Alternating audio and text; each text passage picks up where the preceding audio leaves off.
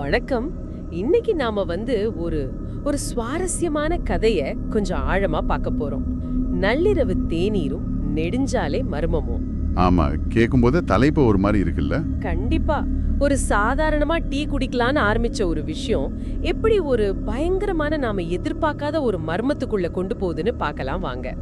இது கதைய சொல்றது மட்டும் இல்ல, அதுக்குள்ள இருக்கிற அந்த அந்த திருப்பங்கள், அது எழுப்புற கேள்விகள், அதையும் கொஞ்சம் பார்க்கலாம். சரி, முதல்ல கதைக்களம். கஜேந்திரன், கார்த்திக் 2 பேரும் நண்பர்கள். ஆமா, காலேஜ் முடிச்சு ரொம்ப வருஷம் ஆனாலும் அந்த நட்பு அப்படியே இருக்கு. வார இறுதியில நைட்ல பைக்ல போறது அவங்க வழக்கம். அவங்களுக்கு ஒரே ஒரு இதுனா அது டீ தான். ஆமா, சிகரெட் கிடையாது, தண்ணி பழக்கம் கிடையாது, ஆனா டீ மட்டும் அதிகமா குடிப்பாங்க. அப்படி ஒரு சனிக்கிழமை நைட், ஜூலை 7, 2018. அன்னைக்கு அவங்க ஒரு பிளான் போடுறாங்க.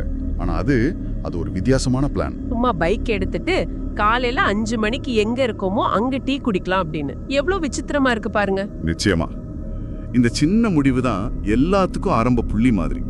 அந்த எதுவுமே பிளான் பண்ணாத பயணம் ஒரு ஃப்ரீடம் கொடுத்தாலும் ஆமா, அதுவே அவங்கள வேற ஒரு பாதையில கூட்டிட்டு போயிடுது. கரெக்ட். ஹைவேல போயிட்டு இருக்காங்க, வழக்கம் போல பேசிட்டு சினிமா, காலேஜ், வேலை, காதல், கடவுள், நாத்திகம்னு எல்லாம் பேசிட்டே போறாங்க.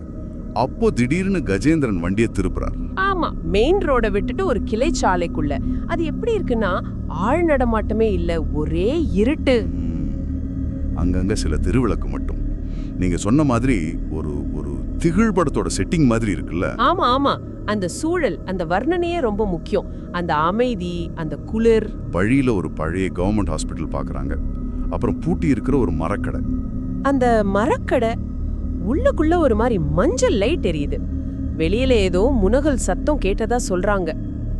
இதெல்லாம் ஒரு ஃபோர் ஷேடோயிங் மாதிரி இருக்குல்ல, ஏதோ நடக்க போகுதுன்னு. சரியா சொன்னீங்க. ஆசிரியர் அந்த இடத்துல ஒரு டென்ஷனை ஏத்துறாரு. அந்த மரக்கடையை தாண்டி ஒரு 3 கிலோமீட்டர் போயிருப்பாங்க. அப்போ ஒரு எஸ் வளைவு வருது. அங்க ஒரு கார் இவங்கள ரொம்ப வேகமா ஓவர்டேக் பண்ணி கொஞ்ச தூரத்துல போய் நிக்குது. கார் நின்னதும் உள்ள இருந்து ஒரு பொண்ணோட அலறல் சத்தம் பயங்கரமா. இங்கதான் கதை வேகம் எடுக்குது. கார்த்திக் கொஞ்சம் பயப்படுறார். வேண்டாண்டா, இங்க தனியா இருக்கும், பிரச்சனை வேணான்னு சொல்றார்.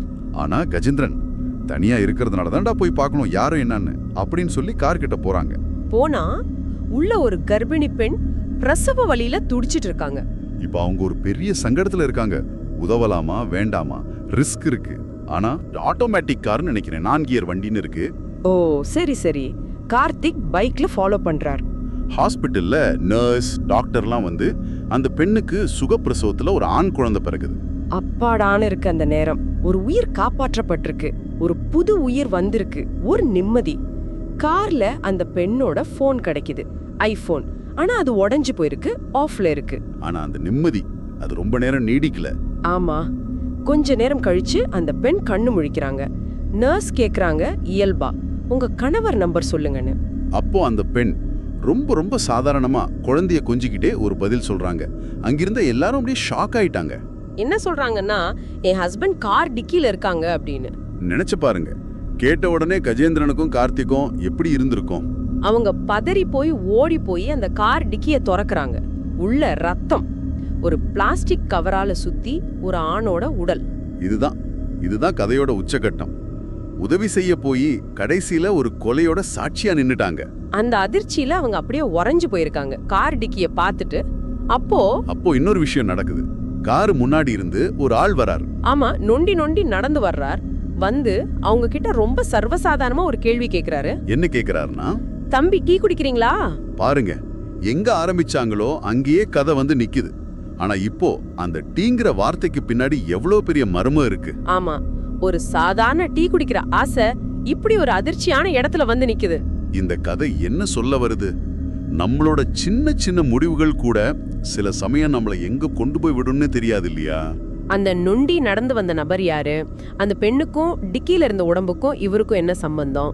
கஜேந்திரனுக்கும் கார்த்திக்கும் இதுக்கப்புறம் என்னாச்சு? இந்த கேள்விகளோடய கதை முடியுது. ஆனா நம்ம மனசுல ஓடிக்கிட்டே இருக்குல்ல. ஆமா, இந்த மாதிரி பதிலில்லாத மர்மங்கள் வாழ்க்கையோட அந்த கணிக்க முடியாத தன்மையை காட்டுது. நீங்க இத பத்தி என்ன நினைக்கிறீங்க? இந்த கேள்விகளோட இன்னைக்கு நம்ம இந்த ஆழமான அலசலை இங்க முடிச்சுக்கலாம்.